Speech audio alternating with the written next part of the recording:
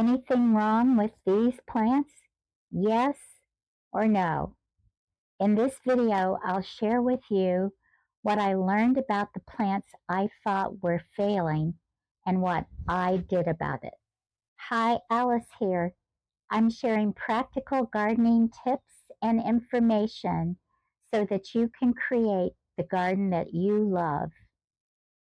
By the end of this video, you'll know how to handle a similar gardening situation and increase your gardening success. And I'm covering the lessons that I learned so that you can be a more successful gardener as you plant the garden that you love. This is where it all started. I purchased Florida anise plants for a shady area in the back corner of my yard. I wanted to see if I could do a natural privacy fence and also help with some water runoff from neighbors' yards. The Florida anise were doing really well, and I thought, well, this fence goes the entire length of my property. What if I buy some more anise plants to fill in and have a screen of beautiful shade plants? And of course, at the time, it sounded like a good idea. I'm a fan of Florida anise plants. They're native, they're evergreen, they make dense shrubs, they're wonderful for privacy and screening. And they're one of the few plants that really thrive in shade, not just a little shade, but also deep shade. My anise plants are failing, and I'm pretty sure it's because they're sunburned, but let's check out the situation to make sure. Let's take a closer look so we can see what is going on. It looks like these plants might be getting sunburned. They are yellow. We tried some sunscreen shades, and these are the same Ocala anise. The ones that are behind the shade screens are maintaining their green color. If you look at this one over here, it's got a little bit of the plant peeking out behind the shade screen. That part that's getting some more sun is yellow, but the other part of the plant that's behind the screen is maintaining its green color. What looks like what is happening, the plants are getting sunburned. The trouble started here. Hard to tell, but these are the remains of the roots of a 60-foot water oak that was providing shade to the area where I wanted to plant my Ocala anise plant. When we lost the water oak in the back, it was winter, and I didn't think about where the sun's position was in the sky and where the rays of the sun might come in the afternoon. I had 5 new Ocala anises planted along the back fence. In late spring, when we were watering and weeding in the back, we noticed that 3 of the anise were turning yellow. I ruled out that it was a soil problem and there was no nutrition deficiency problem. We realized that it was a sun problem because the water oak had a 60-foot canopy. All that area along the back fence that I used to plant the anise was now in direct sunlight from noon until sunset. Since these plants require partial to full shade, I knew that we had a problem, so we built 3 sun, installed them, and the plants thrived for the rest of the summer. The yellow went away. By late summer, however, the 2 plants that we thought still had the shade of the canopy from the oak trees over by the Florida anise were starting to turn yellow. And I realized, oh my goodness, we'd had a windstorm and 2 limbs of the oak trees had fallen. So the environment had changed again. Now all of the Ocala anise were receiving direct sun.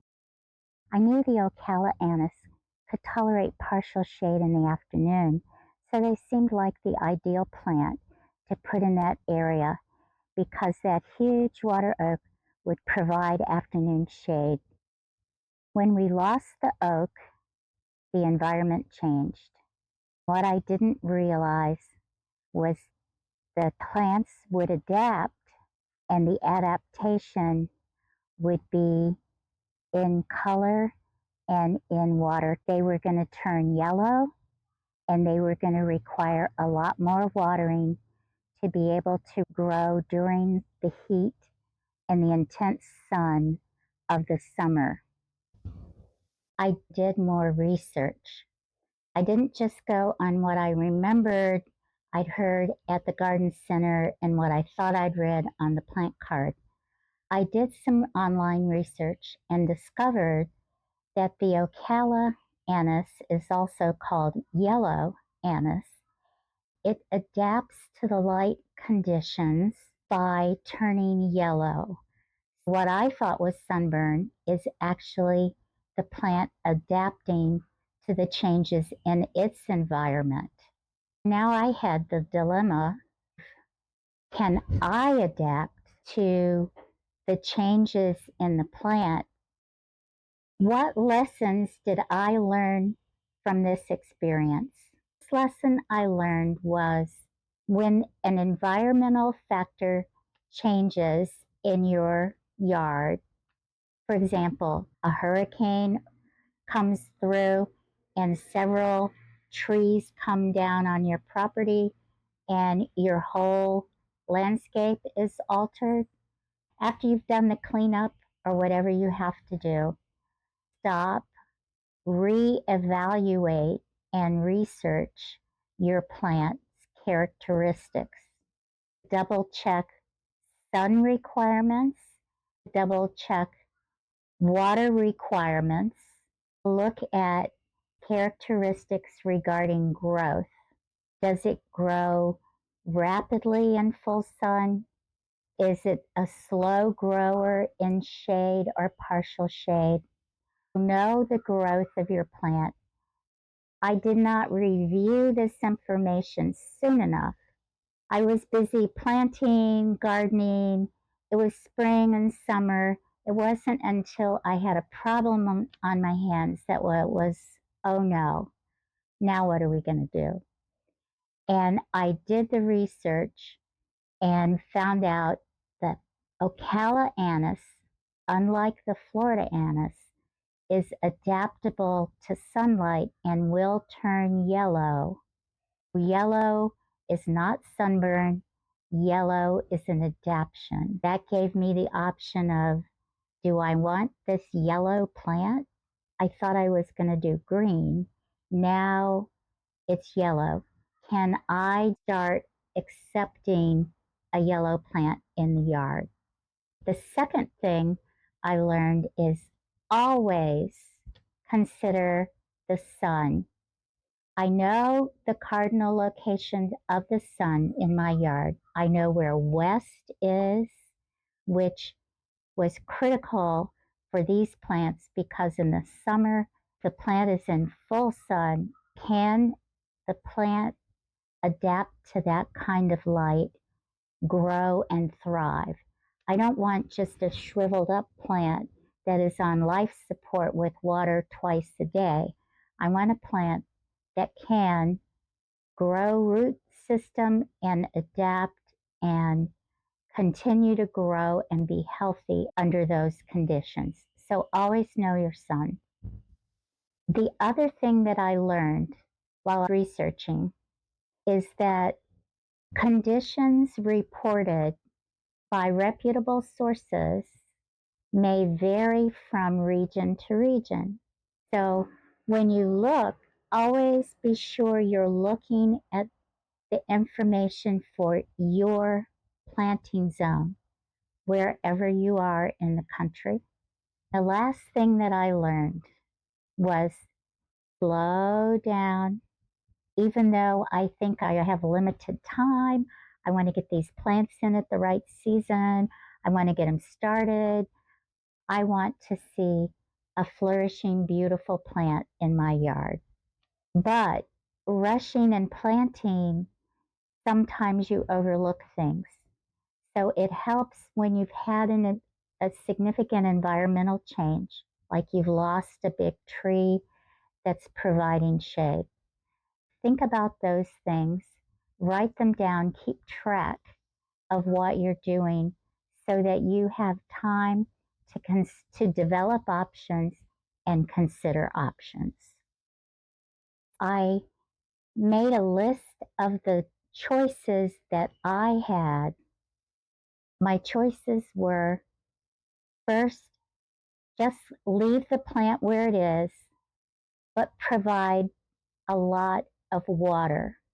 The second choice was to relocate, transplant the plant to another shady location on my property. There was no location available. I was out of shade.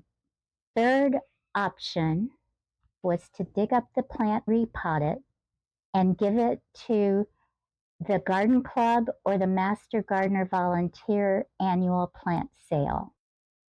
Fourth and last option I came up with was to provide a shade screen for the plants and to be committed to watering it regularly.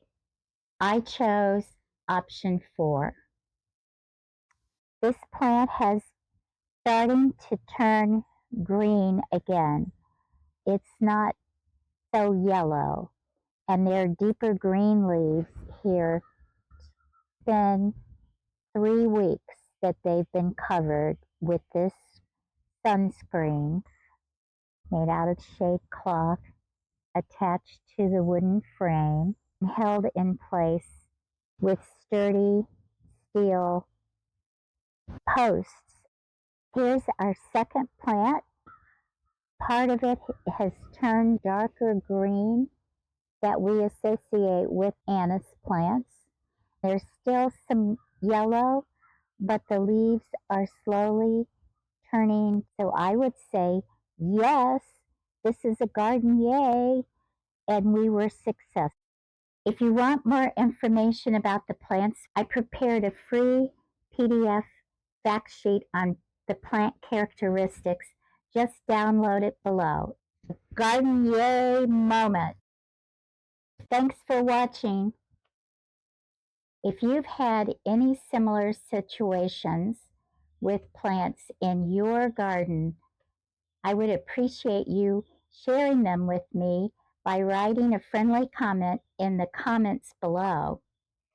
And if you're interested in further practical gardening tips and gardening information videos, please check out these recent videos.